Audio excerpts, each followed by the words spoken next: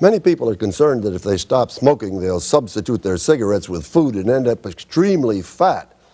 I'm Dr. Arthur Weaver, a cancer surgeon, and today I'm going to give you the principles on how to stop smoking without looking like a beach ball with arms. Don't miss this program.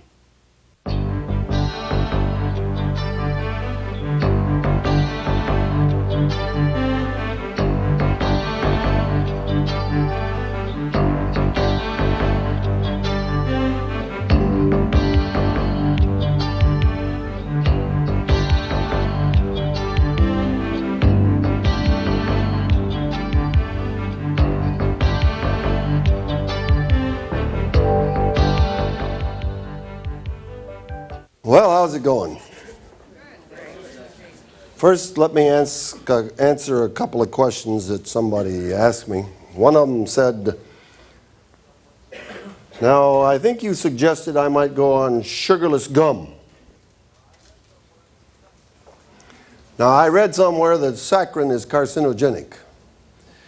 If I get rid of cigarettes, what's going to happen if I eat all this saccharin? Well, I wouldn't worry too much about it because you won't be chewing gum probably all the rest of your life. But it's interesting how we look at some things in completely different light than we look at other things. For instance, I remember several years ago, it was Thanksgiving, and they had this scare with the cranberries. Anybody remember that? The cranberry scare at Thanksgiving? Anyhow, I always had some cranberries with my Thanksgiving dinner, so I went to the store and I asked for cranberries. I'd read the report. You know what the report basically showed? It had been one study done on rabbits, and if you translated it into humans, basically if you ate about 2 pounds of cranberries a day for 20 years, you might get this cancer of your thyroid. Okay, you got it? So I went to the store and I said, do you have any cranberries? I figured I could wash them and clean them up and have them one time, you know. Not 2 pounds, not 20 years, just for Thanksgiving dinner. And the lady looked at me as if I was crazy. She says, don't you know they cause cancer? I said, I was a cancer surgeon then, you see. I said, I haven't seen anybody dying of cranberry cancer yet. But I said, you're still selling all those cigarettes there. And I see people dying of those all the time. Isn't it interesting? You know, they have this idea that if anything causes cancer, no matter what the dosage is, you know, that saccharin bit, probably 1,000 times the dose that anybody would get from chewing gum. So they put that little warning on there. But it's interesting that they may be getting, in some countries, somebody handed me this tonight. It's sort of interesting. Maybe you saw it in the paper. Cigarettes soon may carry a death message in Sweden. Did anybody see that? Anyhow, they're thinking of putting some little stories on each pack of cigarettes. How would you feel if you got your cigarettes and said something like this? Stefan took his first puff in primary school. At 20, he smoked a package a day. 20 years later, he felt quite healthy, but one afternoon he suddenly collapsed at work. He died before the day was over. The reason? Heart attack. He was 40 years old. How would you like to have a different story on every pack of cigarettes? That's what they're thinking of doing in Sweden. So I thought that was kind of interesting. I appreciate someone sharing that with me. But it's also interesting, you know, everyone is concerned against air pollution. You heard that, didn't you? What am I going to do about the air in New York, in Michigan? Well, I don't know much about New York air, but I do know something about Michigan air. The 1 pack a day smoker, you got this now, 1 pack a day smoker, gets 600 times the particulate pollution in his lungs that the non-smoker will get from air that meets Michigan clean air standards.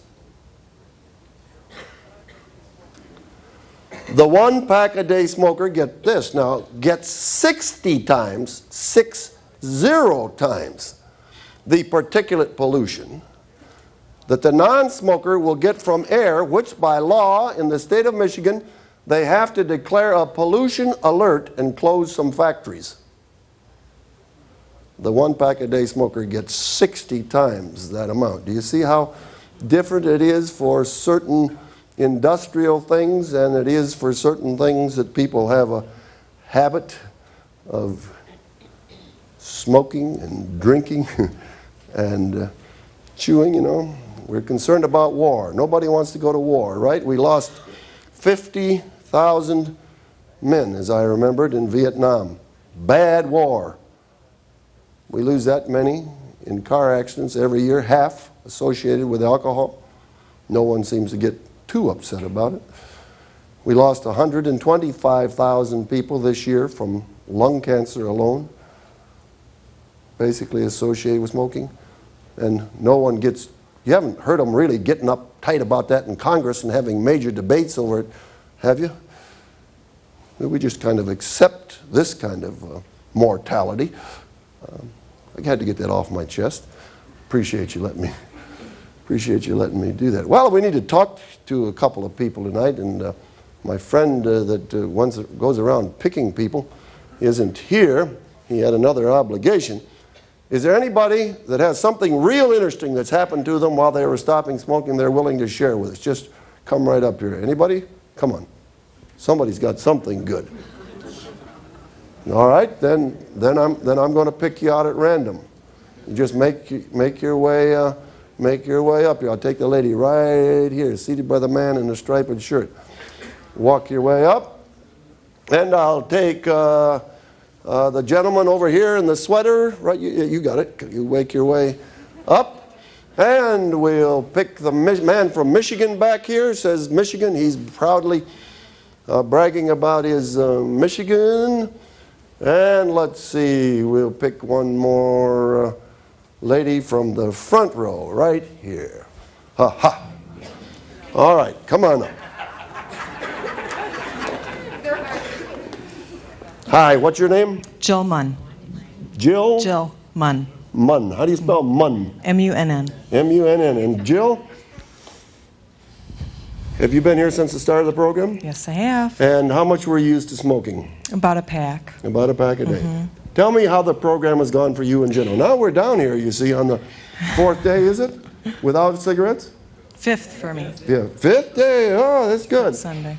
And so tell me, just kind of outline it for me. What do you think? I think it's great. I went and saw my father last night, and I want him to come. Your father smokes? Yes. You think maybe your quitting will help him come? I don't know. I hope so. I hope so. He worries me. Now, did you have much trouble? No. No, I was ready. You was ready? I was ready. Did you go through any symptoms? Yeah. Well, yesterday was great. Today was hard. This is my fifth day. Yeah. Yeah, I really wanted one today. All day long? Well, no, but I mean, it was stronger than the day before, and I don't know why. Well, you remember my mountain story? Yeah. There's little ups and downs, but you know what? Like I told you the first day, those urges will get lower and lower amplitude and further apart. But if you ever been on the beach, every once in a while, you know they have all these little ones, and then here comes a big one. Yeah. Yeah. Forgot about that. Yeah, you had the big one. Yeah. But you feel good about it? Well, I feel good that I didn't smoke. Yeah, and you don't think you're going to go back? No, I know I'm not going to go back. What do you think about that? Isn't that great? Thank you. I love this program. Good. Thank you. All right. Let's see. Somebody. I call this fella back here too. No. You got it. Yeah. All right. Come right on up here. What's your name? Dan. Dan, you're not a fan from University of Michigan, are you? No. No, wouldn't even think of it. No. How much are you smoking, Dan? Was 2 packs. 2 packs a day. And you've been here since the start of the program? Yeah, since last Thursday. You got out here in spite of the weather tonight. Well, I couldn't miss it. I'm downright proud of you. You got up a real sweat. I mean, well, the lights, you know. Nervous still, too. Yeah. A little jittery. Right. How'd the program go for you? A lot better than what I did, you know. when I tried on my own. You've tried on your own and it didn't work too well? Hundreds of times, yeah. But you think the program has worked pretty good? Oh, yeah, definitely. In fact, I just gave the book and all the information to my sister. She wants to quit, too. She wants to quit, too. Did you have some real bad days? Yesterday was the worst, the fourth day. And today you felt a little better? Yeah, the only thing different was this morning I woke up with a bloody nose. You know, that was... Well, Couldn't lots of understand that times one. people in this country get bloody in this, where we have the heat. Right. A lot of people get bloody nose from dry air. That's the commonest cause. We see a lot of bloody nose in non-smokers and smokers That was the first this time time it of happened, weather. so I was just... Yeah, I doubt that it had anything to do with your smoking. I think it was just what you call a coincidence. Could be. But you feel good about it, Definitely. and you think this time you're going to stay off. And I'm going to give it my best shot, let's put it that way. what do you think, folks? Aren't you proud of him?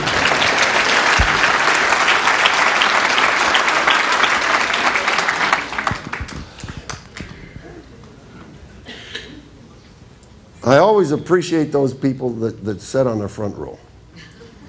I don't know if any of you folks have done much public speaking, but you always have to have some feedback, to see whether you're getting through or not. And I've watched you every night, and you've acted like you were listening, and I appreciated that. I was. How much were you used to smoking before you came here? Pack and a half or 2 packs per And day. tell us a little bit about your trials and tribulations. Well, I was so carried away from sitting in the front row because it felt like you were talking to me. I was, I was Yeah, watching there. But I mean, none of these other people were here. You were talking to me, sitting there. So I got all carried away, and I thought, I'm not going to wait until Monday. I'm going to do this Friday night. So I did it Friday night. So you've been off ever since, then? Isn't that good? No. No. Oh, all right.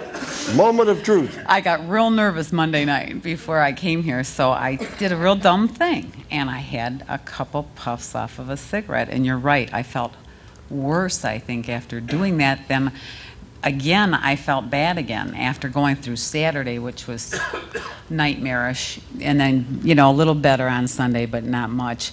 And then Monday night, I was starting to feel good, and I blew it. I took that, and I felt worse. But you've been doing all right since then? Since I came here Monday night, and I've tried, like everybody else, to do this myself and never had success like I've had this time. And I don't know why, but I think you helped me make up my mind that I'm not going to do this anymore. I'm proud of you. Thank you. Don't you think this was a good idea?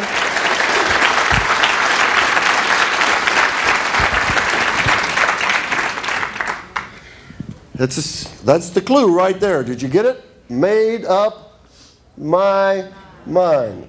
And the facts are that I can help facilitate this. But if you stop smoking, you deserve the credit, right? And don't try to share it too much. You did it for yourself, and I'm proud. Hi there. What's your name? Ed Chaplin. Ed Chaplin. Ed, have you been here since the start of the program? Since day one. Since day one. Right. And I'm getting my pin tonight. Oh!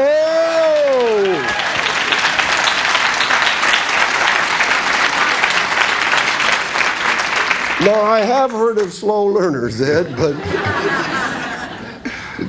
let's kind of tell me what. You were just waiting to see how long you could hold out before you really got on board, or what happened? I just wanted to see if you were telling the truth, that one or two would hurt me every day. And what happened? And it hurts like heck. So I had nothing today. And it was better. Much better. My throat doesn't hurt. Or Now, where were you getting these one or two? guys at work, And the one guy today says, I'm not giving you any today. He says, you want a cigarette? Go out and buy him.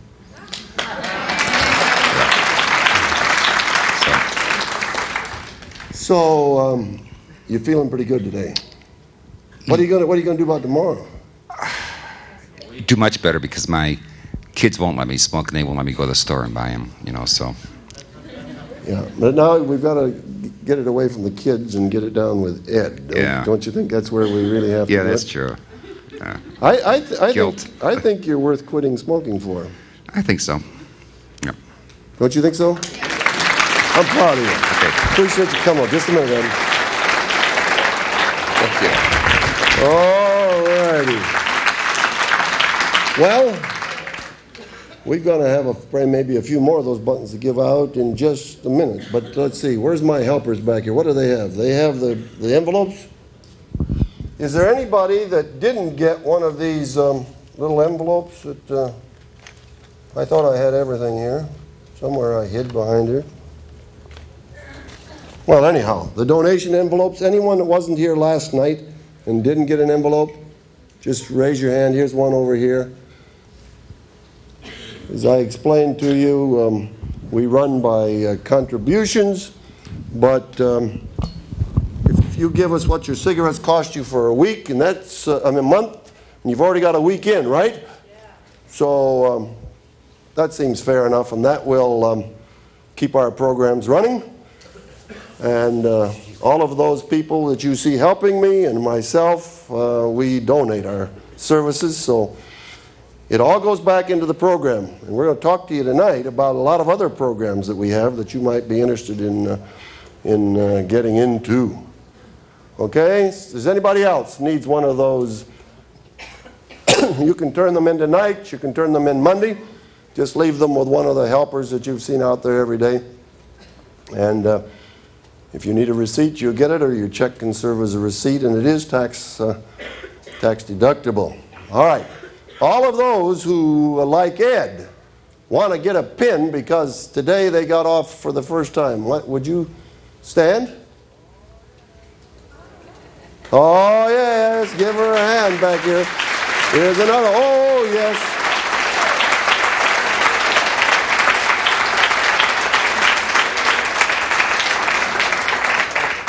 Isn't that good?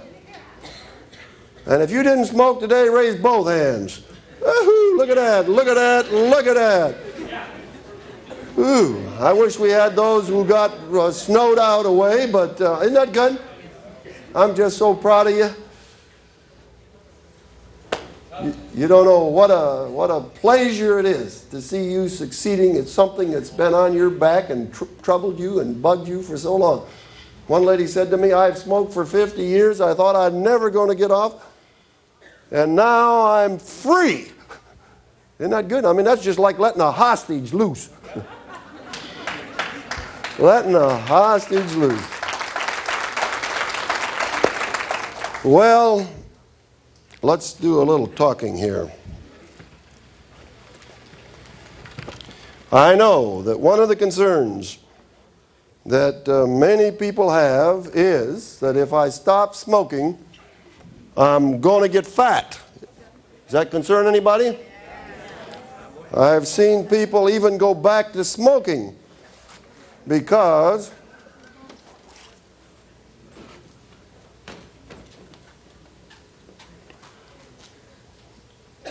they didn't want to gain the weight.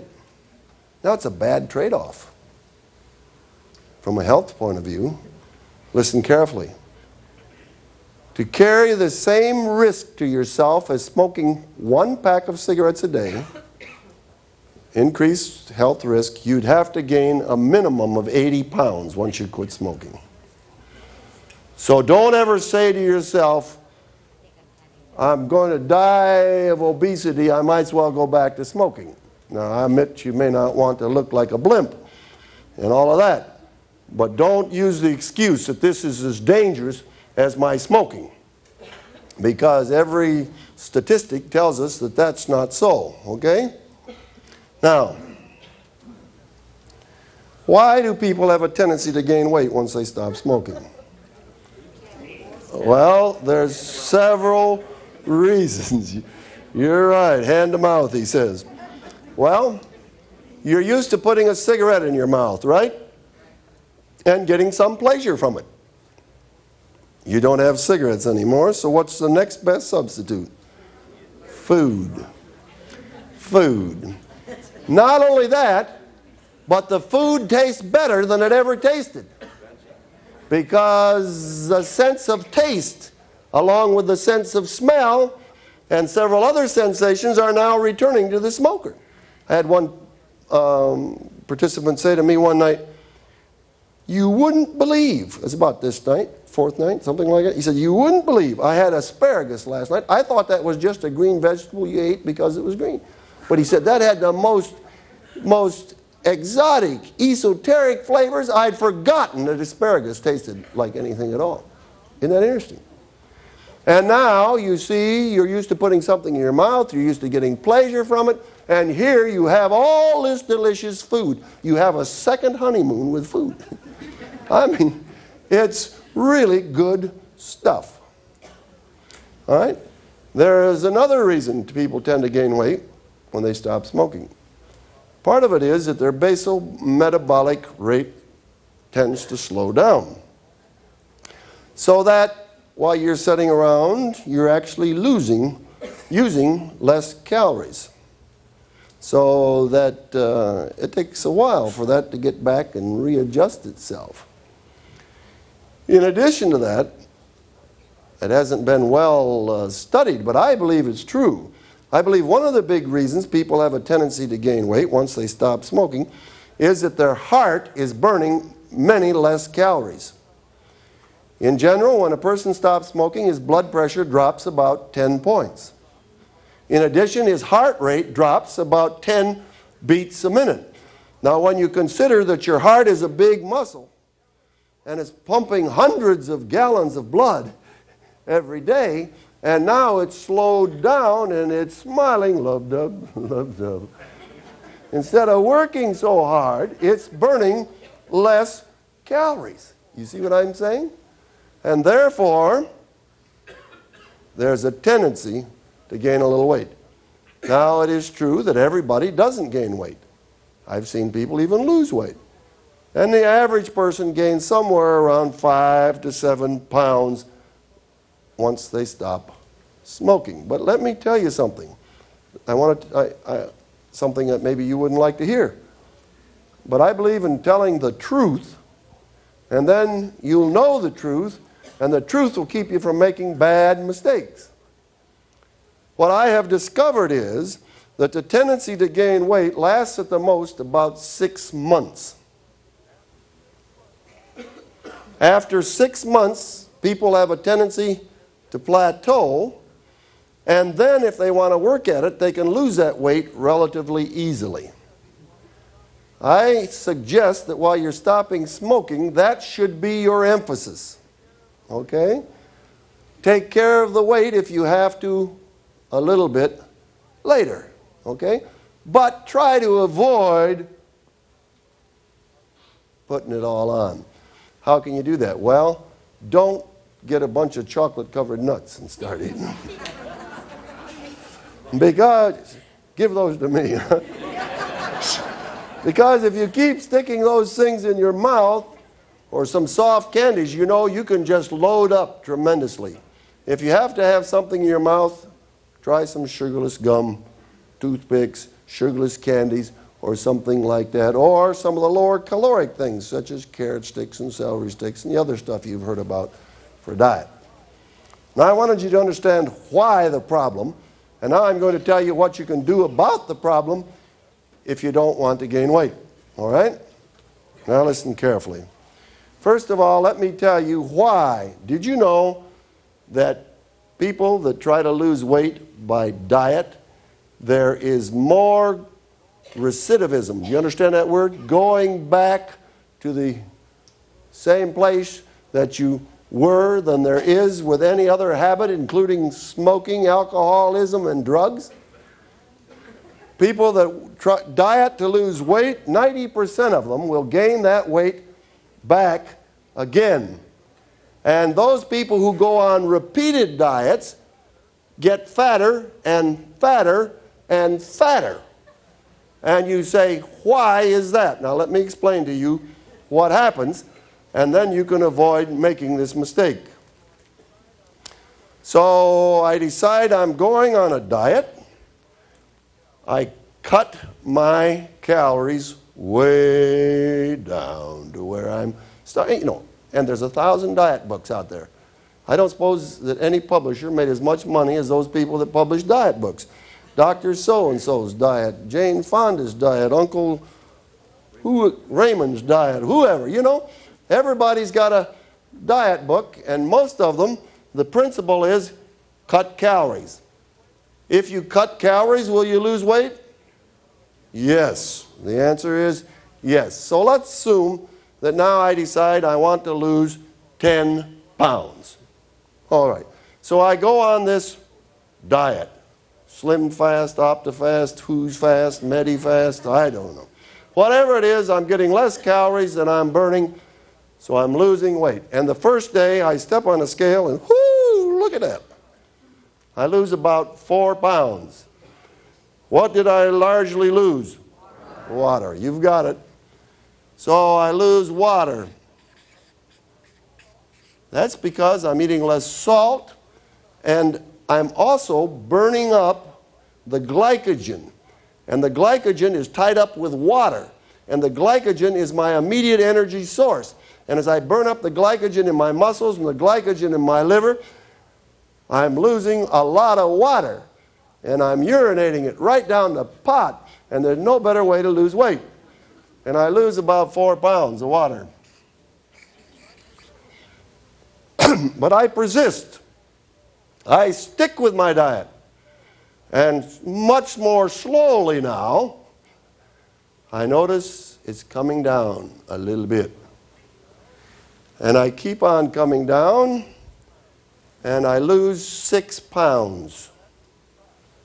Some of that is fat. That's what I wanted to get rid of. And I lose 3 pounds of fat. But at the same time, I'm also losing lean body mass, mostly muscle. So I lose, we'll say here, muscle. But we lose some other things as well. And I lose 3 pounds of that. And voila, beautiful, I've lost 10 pounds. I can go back to eating like I ate before. Only now I have a real problem.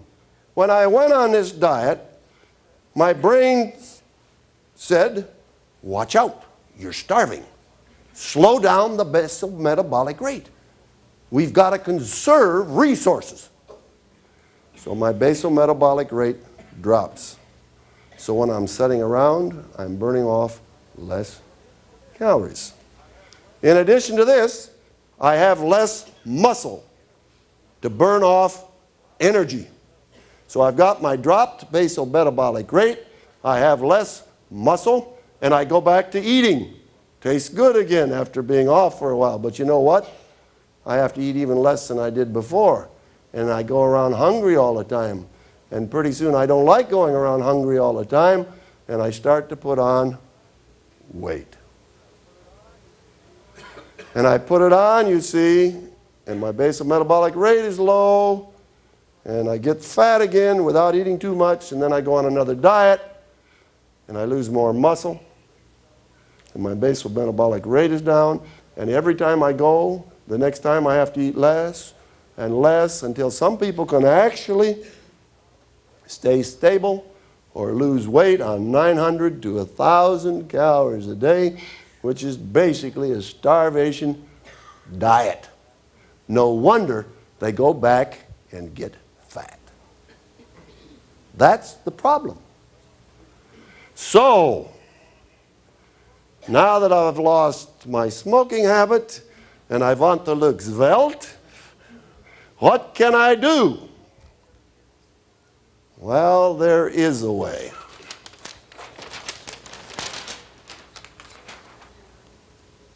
And here is the clue. You'll never guess.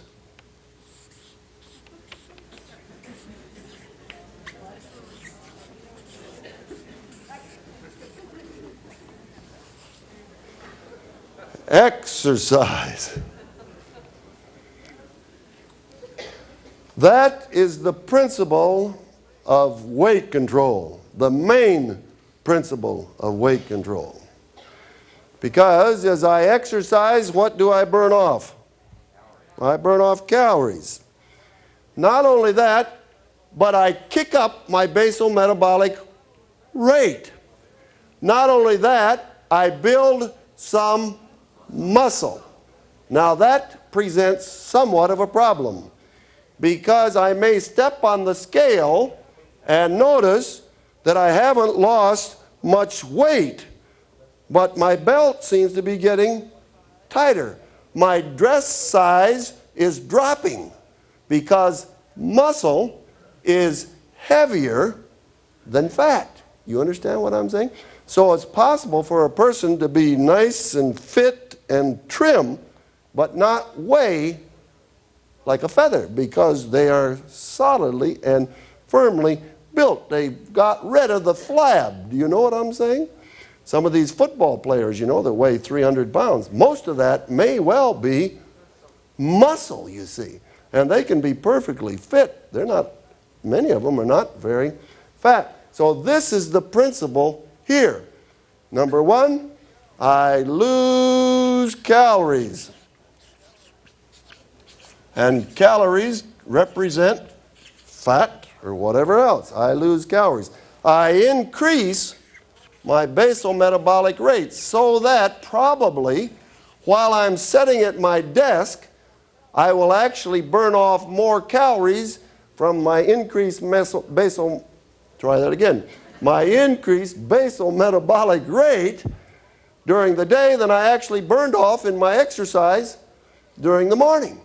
So the benefits persist for 8 to 24 hours even after my exercise is done.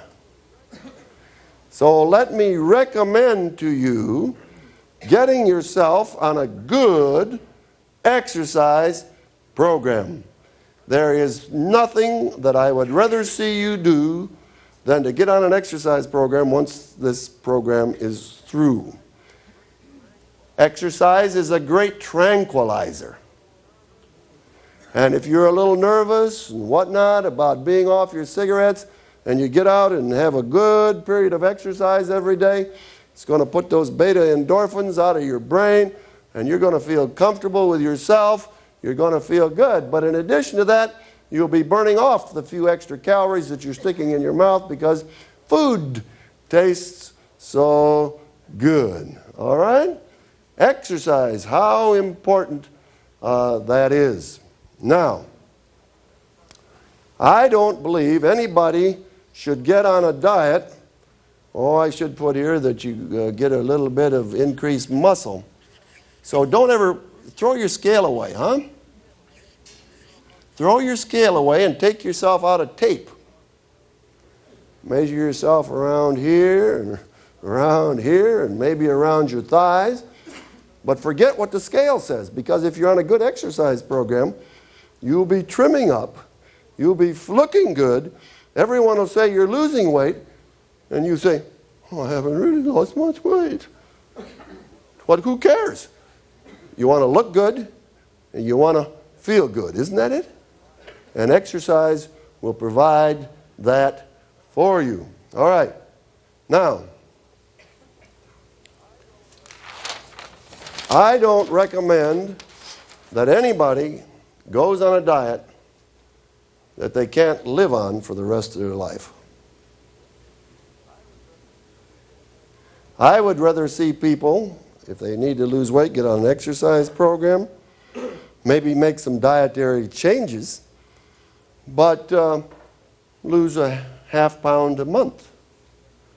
Did you ever stop to think if you did that for a year, how much you'd lose during the year? 6 pounds. You did that for 3 years? 18 pounds. How did you put it on in general?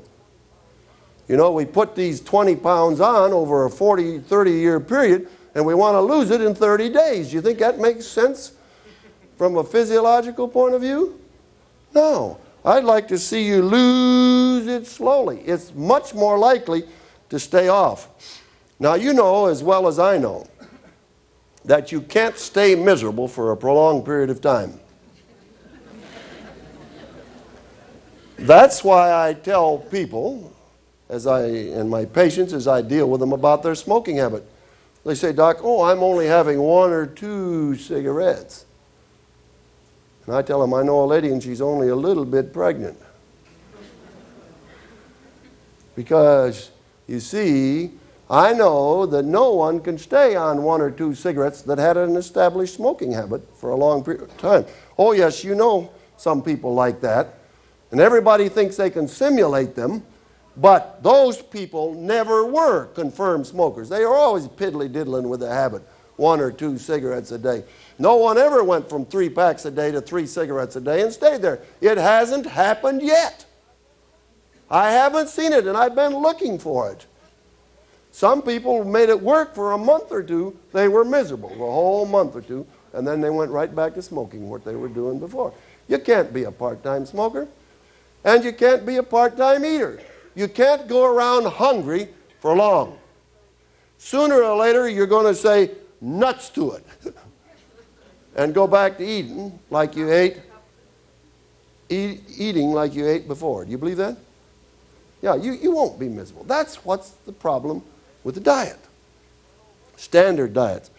So what should you do? Well, you should eat food that'll fill you up. And when you leave the table, you shouldn't go away hungry. Now, how do you do that? Well, I'll tell you how you do it. You eat food that'll fill you up. Now, the problem with the American diet is that very few of us eat food anymore like the good Lord put it here. You go to your store and you look, and 90% of the stuff on the shelves is not really food, it's manufactured chemistry. You just read the package, and half the time you can't understand it. Have you ever tried reading those ingredients? I mean, they make creamers that never saw a cow. Yeah, you know, I mean, and they got stabilizers and balancers and things to make it stay on the shelf for 6 months without going rancid. And it just isn't food.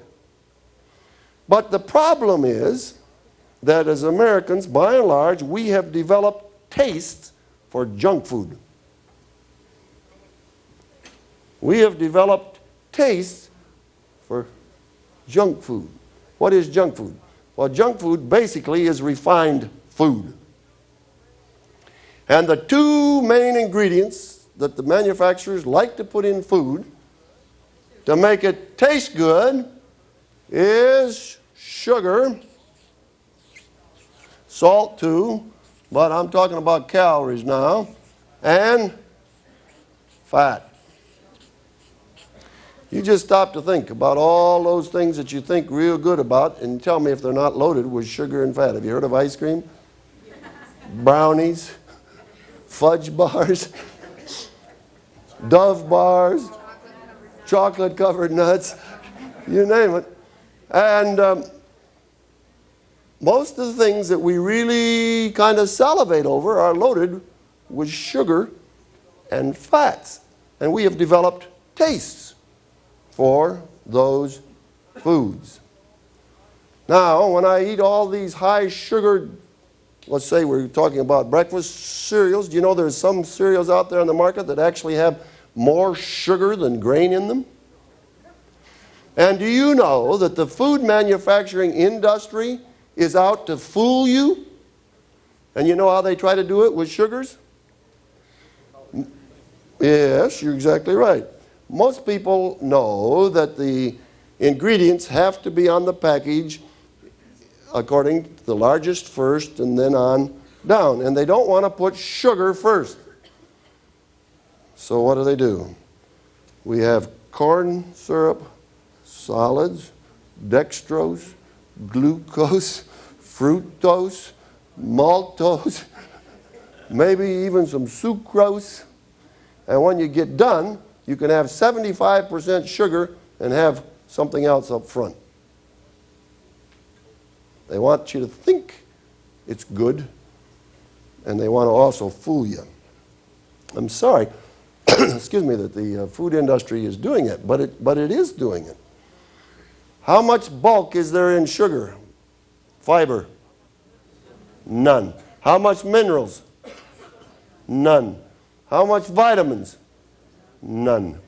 And yet many of us get a great deal of our energy from refined sugar. And you can put that food with that sugar in your stomach and walk away hungry because there's basically no space filled. Do you understand what I'm saying? You got a ton of calories, but you're still hungry. Same way with fats. We eat a lot of fat. Fats have they have more than twice as many calories per weight as sugar. Did you know that? Carbohydrate is 4 calories per gram, and fats are 9 calories per gram. And we eat all kinds of refined fats. Now, what am I suggesting to you? I'm suggesting that you think about what you're eating and try to get back to eating largely food like it comes from the earth or the tree or the plant. Because if you do that and you don't load it down with sugar and fat, you can eat and eat and eat and eat and not get fat. And you can walk away from the table feeling quite comfortable. Let's just take bread. Have you heard of Wonder Bread? You know why they call it Wonder Bread? Because you squeeze it and you wonder where it went. I mean, it practically fills nothing. But every slice is probably good. I got to be careful because I saw my daughter walk in. She's a dietitian. But probably around 70 calories, you see. Then we put 100 calories of butter on it. And we got 170 calories. And you can eat 3 or 4 slices of that, right? And what comes out? Man, comes out here. Because you see, you don't get very full. Now, I guarantee you, if you start with a good, solid piece of whole grain bread, you won't eat 3 or 4 slices. You know that? And that one slice of bread will not have any more calories than that Wonder Bread. So I eat a good slice. My wife got for Christmas, the kids gave her one of those bread makers, you know. And you just dump the stuff in, and hey, she's got it down to about 100% whole wheat now, and I had one of those slices along with my lentil soup for supper tonight. And you know what? That fills you up. That stuff is heavy. Not only that, when you chew it, it's delicious. It's nutty. It's flavorful. Oh, you say, well, I don't like it. Aha. Listen to me now, because I'm going to give you a principle that if you take to heart, it will solve your eating problem. Are you ready? I'm only going to share it with you now. You won't tell anybody else, right? Listen to it. We don't eat what we like. We like what we eat. Now I'm going to drive by that one again. We don't eat what we like as much as we like what we eat. Now you say, explain that to me. Why do the Chinese like Chinese food? Because they eat it. You got it. Why do the Mexicans like Mexican food? Because they eat it. Why do the Americans like junk food?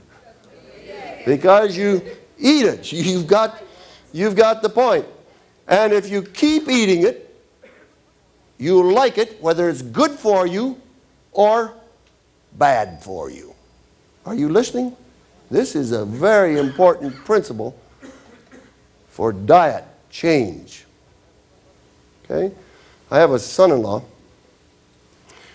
who thinks mashed potatoes are only good if they come out of one of these boxes. I mean, you might as well eat cardboard from my point of view. But if you take and cook up a good potato and smash it, you know, he thinks, man, that's a funny tasting potato. You know why? Because his mother fed him potatoes out of cardboard boxes. And if you eat potatoes out of cardboard boxes taste better than real potatoes. But if you quit eating potatoes out of cardboard boxes and you start eating real potatoes, pretty soon the real potatoes are going to taste better than the potatoes out of cardboard boxes. If you're a white bread eater and you put that stuff aside and quit eating it for a month or two, I guarantee you'll never go back to cotton balls again. Serious. It won't happen. I've proved this to myself. I told you the other night that I was a mission surgeon in Pakistan. Now, what I didn't share with you was that I'm also a vegetarian. And when we got to Pakistan, and I looked at the cows, I was glad I was a vegetarian. But I found out in the summer there was only 2 vegetables that were economically purchased: eggplant and okra. And those were the only 2 vegetables that I didn't like.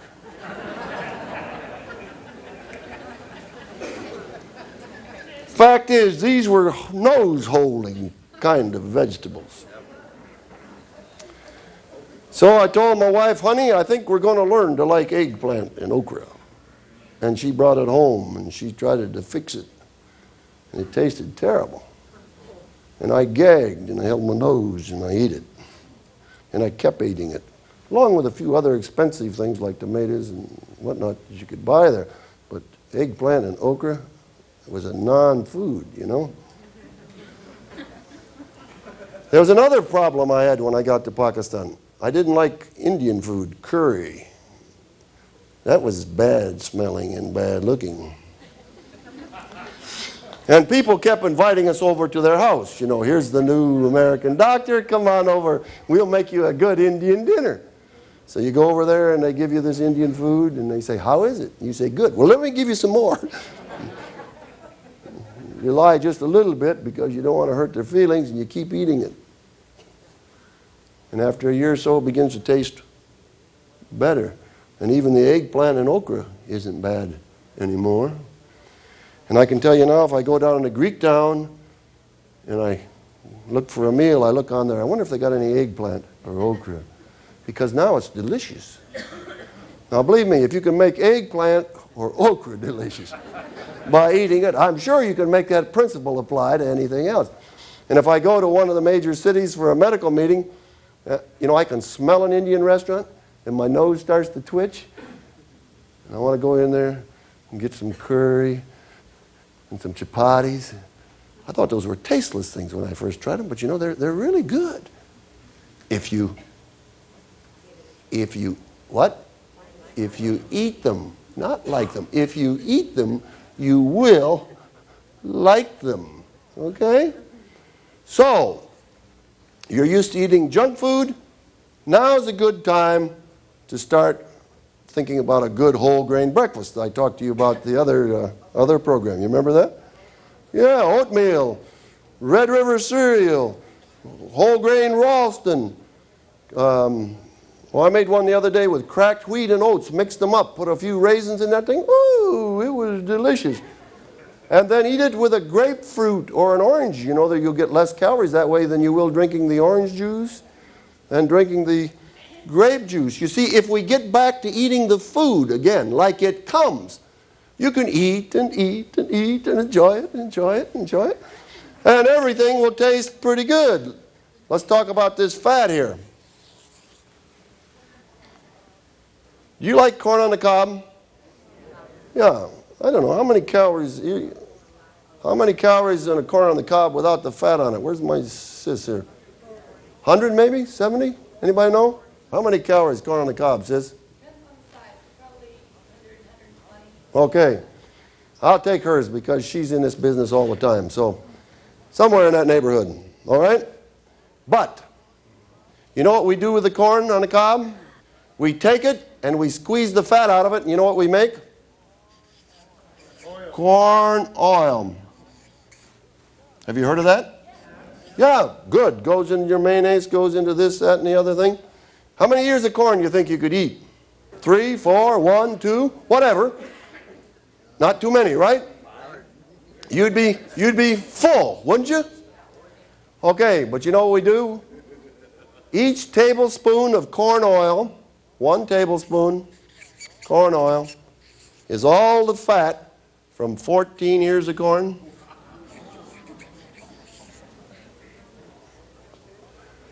So you take a couple of tablespoons of corn oil, you put it on your salad in the way of dressing or whatever, And you see what you've done? You've had all the fat from 28 ears of corn. Do you see why it's easy to get fat when we're eating refined products?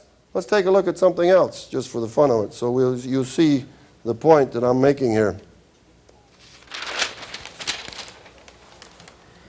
Time goes slipping away when you're having fun, doesn't it? Okay, let's take a crisp, succulent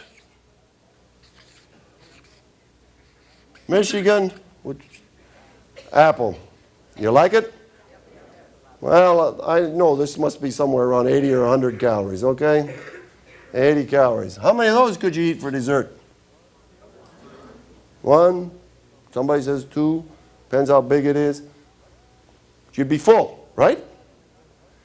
But let's make apple juice out of it, right?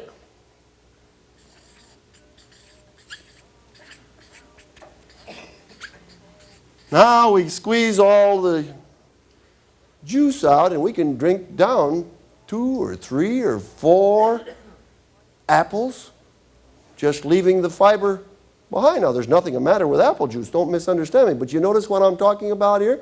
When we start to get away from the food like it comes, it's easy to pour on the calories. Well, let's make apple sauce. Now what do we add to it?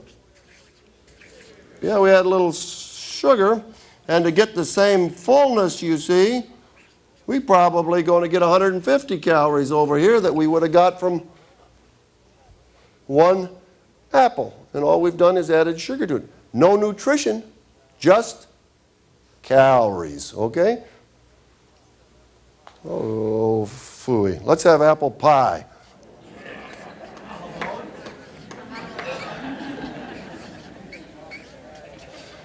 And now to get the same fullness that I would have had from my one apple, I'll have one piece of apple pie, which is probably good for about 350 calories, huh? And I won't be any fuller when I get done than I was up here with my apple. But somebody wants to go broke. He wants to go for the apple pie a la mode. Oh, yeah.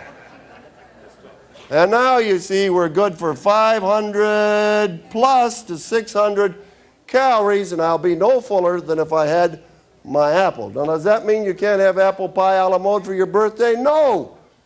But it's what you have every day for lunch that makes a difference how your tummy looks when you go out to lunch. Are you getting the point that I'm making here?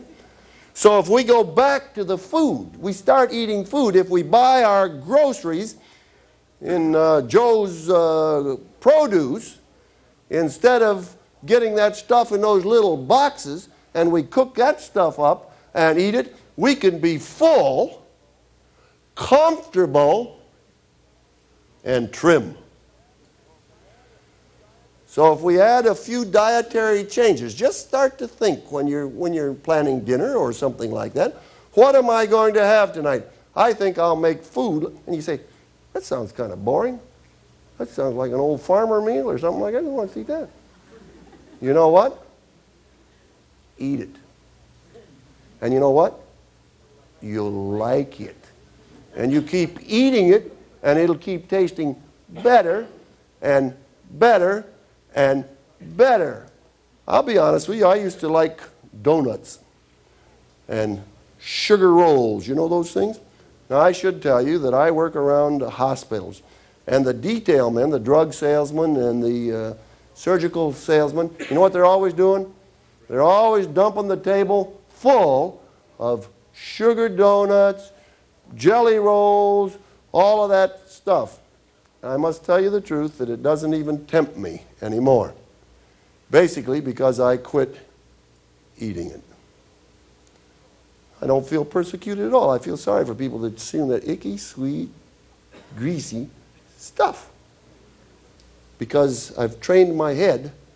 Now, if I was starving, I'd go get one. Now,